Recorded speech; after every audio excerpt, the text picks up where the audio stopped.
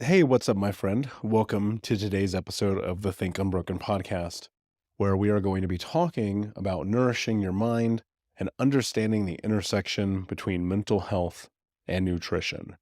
In today's episode, we're going to find out all about how our food and what we put into our body affects our mental health with former guests of the Think Unbroken Podcast, Brian Keane, Amber Shaw, and Uma Naidoo.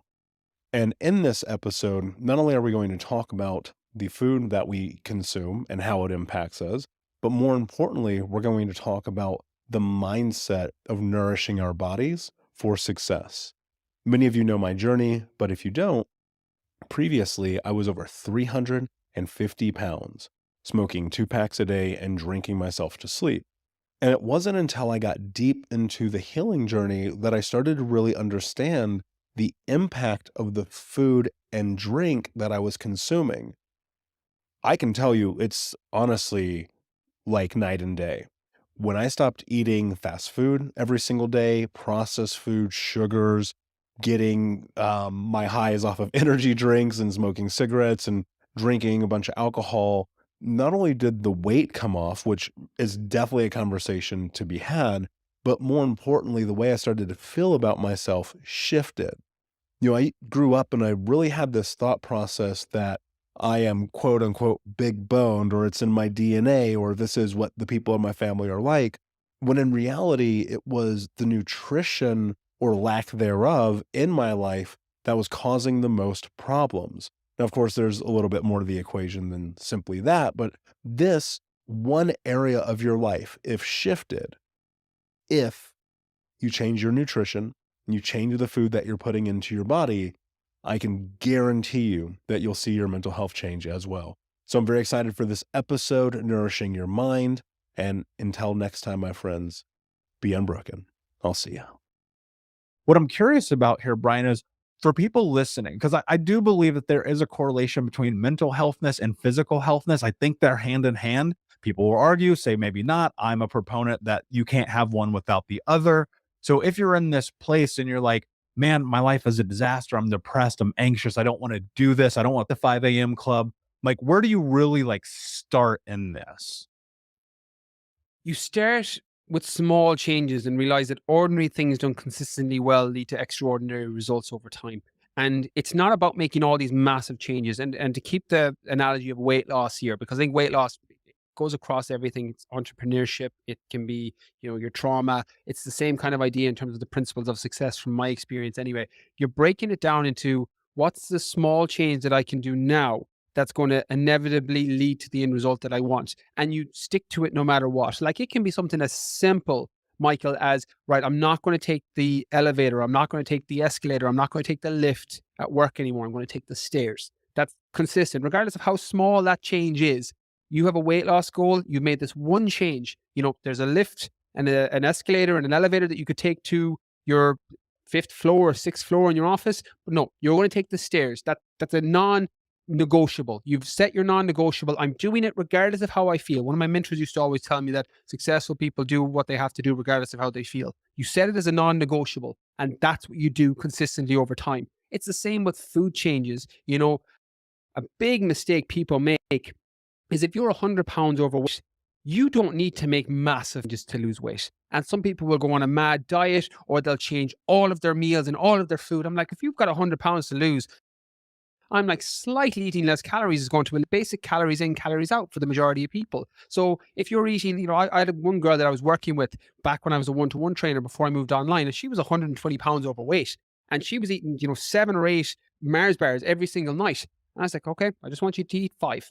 I was like, don't eat 7. I was like, eat 5. That's, I was like, keep everything in the same. I was like, and she's like, but no, I was like, I'm eating 5 Mars bars. I was like, no, just eat 5 Mars bars. I was like, eat your normal food, keep doing what you're doing, but don't eat 7, eat 5. And then after a month, we dropped it to 4. And then after a month and a half, 6 weeks, we dropped it to 3.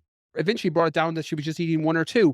And she lost a load of weight because that was still eliciting a calorie a deficit for her. She didn't even work out in the gym. Our whole first workout was we went up and down the stairs of the gym. It took an hour for her to go up and down the stairs twice. That was the entire workout for her. And we were able to get her weight down. I remember she sent me a photo.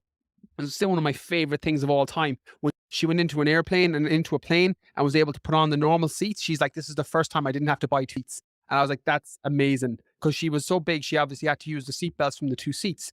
And she was able to put on the normal strap and buy one seat. And I was like, that it was amazing. As a coach, it's one of the best things you can get back from somebody and be like, you've impacted my life in this way. And it's those things.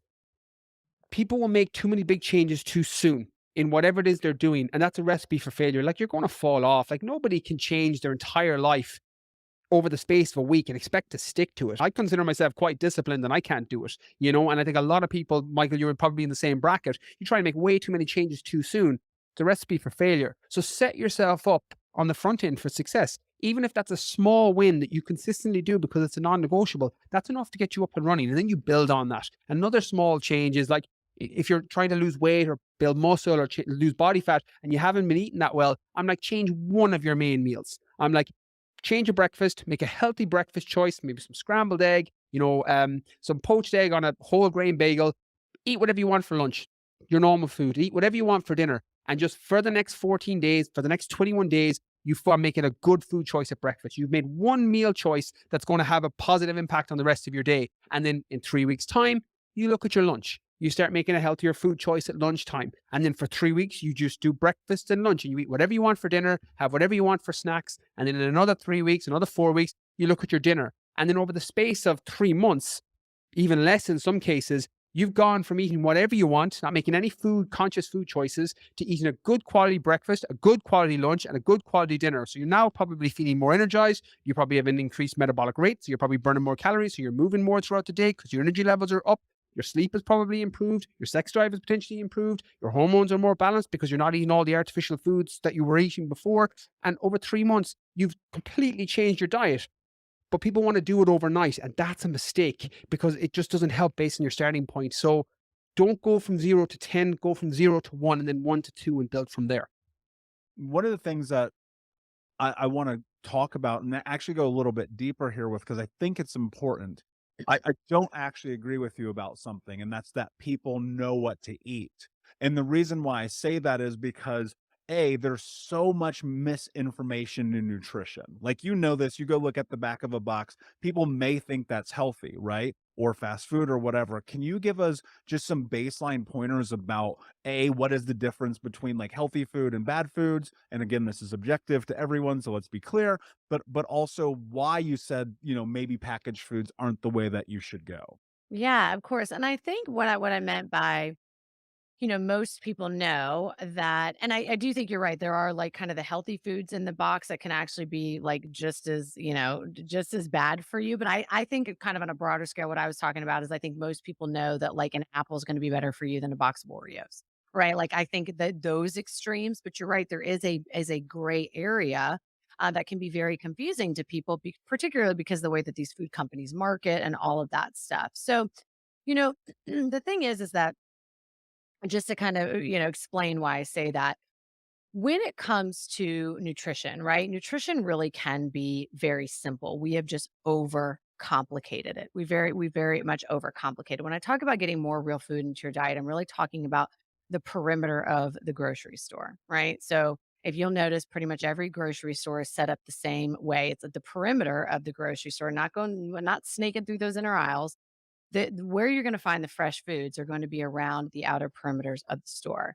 And the reason why stuff in a box and a package can be not only like harmful for your health, but also like if you have some weight loss goals, why it can just kind of derail you and you don't even realize it is because on the extreme, of course, you've got the stuff that's like loaded with chemicals that can be like big hormone disruptors for your body and loaded with the like saturated fats, which are bad for your heart. And you've got stuff, that's like loaded with sugar, which can affect your hormones as well. And the way that you store fat and cause inflammation in the body. It's basically like there's kind of those extremes, right? Those are again like maybe the things that you might think like, oh, okay, yeah, bag of Doritos, like that might not be great. But there's also kind of this whole other area of foods in a box or a package that market themselves as being healthy, but they're still loaded with like fake sugars, right? They're still loaded with stuff. They could still be high in sugars. They could still have, lots of chemicals and stuff in them. So when I teach nutrition, I'm not unrealistic that like you're never going to eat anything out of a box or a package. Like that's ridiculous. I do. But it's just becoming aware of what you're putting into your body, right? So kind of my rule of thumb is if I go to the grocery store and I flip something over and I'm looking at the label and I can't pronounce what pretty much like what's in the ingredients, I don't buy it. There's enough options out there right now to where but you just have to look. You have to know what you're looking for, and that's what I'm going to teach you is that you want to flip it over and look at the ingredients first. And you just really ideally want to go for something in a box or a package if you can't find it like fresh or you need something that's fast and on the go and a lot of people are busy. You just want to look at as few as ingredients as possible, and you want them to be real food, right? So you really want to try and stay away from stuff that has a lot of chemical names in it. Any of the, if you're wondering, you heard me say a second ago, like fake sugars. You're like, I don't even know if I know how to what to spot that. Really, any of those ending in the OSE, like sucralose, dextrose, like any of those, like they could mean sugar, not necessarily fake sugar. Some of them are fake sugars, and that some of them are just another word for sugar. But again, we want to be mindful of things with extra sugar in them because sugar can bring a whole host of problems for the body. Not only is it can be extra calories, so that can increase your weight, but also again inflammation in the body. It can disrupt your gut health. My whole mission is really to when I'm empowering women and men too about, not dieting anymore. It's also though to educate you on the food that you're putting into your body because especially as we age, we're just not in a place anymore where we can just keep looking at food as like calories in, calories out. If we want to live a long, healthy life, we need to get our head out of the sand and start looking at our food as medicine and start looking at actually what are we putting in our bodies because that's super, super important. So I think that if you are somebody that's like, I want to start eating healthy, but I just don't know. Like if you're listening to this, you're like, I just don't know where to start. I would tell you, honest to God, just start by shopping the perimeters of the store. See if you can find what you need around the perimeters of the store. Now, when you go into the center aisles, the snake aisles, I always say, I just want you to start being aware. I train my ladies how to be label ninjas, okay? Because you're going to be surprised. You're going to be surprised. An example I always like to give is like even there's hidden sugars even in like bread. So, Dave's Killer Bread, that's one everybody loves. It's got 5 grams of added sugar in every slice. And you might wonder, like, well, is that a lot? I don't know. Is that a lot? Well, just to give you a frame of reference, women, according to the American Heart Association, women really shouldn't have more than like 25 grams of added sugar in your day. So if you're eating a sandwich on Dave's Killer Bread and it's got 5 grams of sugar in each slice, well, that's almost half your sugar intake, right? So I think that's one of the big, big things I think with what you talked about in the beginning of the show about why we're in such like a epidemic of like overweight people. And a lot of it does have to do with so much of the added sugars in our food. So if you could do anything today, just one thing, if you're listening to this, and I talk about those small incremental changes, if you could do just one thing to really take control of your health, it would be just to start paying attention to the sugar that you're putting in your body. And I'm not just talking about the cookies and the cakes and all that. I want you to start paying attention to the labels and I want you to start just looking at the added sugars because you will notice you'll start sleeping better. Your energy will be better. Your skin will be clear. You'll have less bloat. You'll probably start to notice over time too that you start to lose some weight if that's your goal by just doing that one thing. Sorry, I went off Yeah. on a tangent on there, but I could go for hours about all No, that well, stuff. it's really important too. I mean, even myself having a lot of education in nutrition over the years, I caught myself. I found this protein shake that I love, and I was like, oh, it's got a little bit of dextrose in it. Fine, not a big deal. And then I installed, this is the language I'm going to use. I installed a continuous glucose monitor in myself. And I was like, "Holy crap, this thing spikes my glucose so much, and it's supposed to be healthy for you." So I'm right there with you on your sugar. When you measure that, you look at the insulin resistance happening in the world. And look, Yes. I'm not a doctor, so let me be very clear about that. I'm just saying from my own biohacking and looking what happens, when I've been really cognizant about the packaged foods, about watching the sugars, I feel better, I sleep better, my gut health is better, my relationships Yeah. are better, my business is better. Like, there's one of my friends, Gary Brecka, who runs Streamline Health System, which is a genius. He says, sugar is actually the root of all evil. Not Seriously, it did. Wait, so I'm dying to know the glucose monitor that you do, was it levels or is it a different one? A glucose, was it just a No, it's a different one. I mean, there's like 7 different companies out here who are doing it right now, and I had a friend recommend one to me, and I just, like, popped it in there, so Yeah, so I'm actually in the middle right now. The company Levels is one they're doing like kind of trials right now. So I got in on their trial. I'm actually in the middle of it too because it is just crazy. I think that when it comes to nutrition, yeah, like I totally agree. Sugar really is with your like your friends that it's the root of all evil it's because it affects your hormones, your insulin, the insulin resistance. It affects your metabolism. Like there's so much to it. This whole archaic way of thinking, which is why I think so many people are stuck in the diet world anyway of just like, oh, it's only calories in and calories out. It doesn't matter what you eat, it's just calories in, calories out. Yes, calories matter. That's science. Like you can't be overeating and expect to lose weight. However, there's so much more to the story. So, anyways, I'm super passionate about that. But yeah, I agree. Sugar is the root of all evil. I wanna first start with kind of the correlation between the foods that we are consuming and the Right. detrimental potential ramifications of those foods, and if there are Right. certain foods, like processed foods, like sugars, like substitutes, that Right. can lead to depression, anxiety, or, Right. any other ramifications that maybe we're just not aware of and what we should be paying Right. attention to. Right. So, there are different nuances in the different mental health conditions, but there are some general things that I think people should know. The thing, though, is most people associate that with their waistline or weight gain or family history of type 2 diabetes. They don't link it to their mental health. And herein Mm. is really the power of nutritional psychiatry. It's those highly processed, ultra processed junk foods, processed foods, fast foods, seed oils, which, processed vegetable oils and seed oils, which many fast food restaurants use because it's cheaper.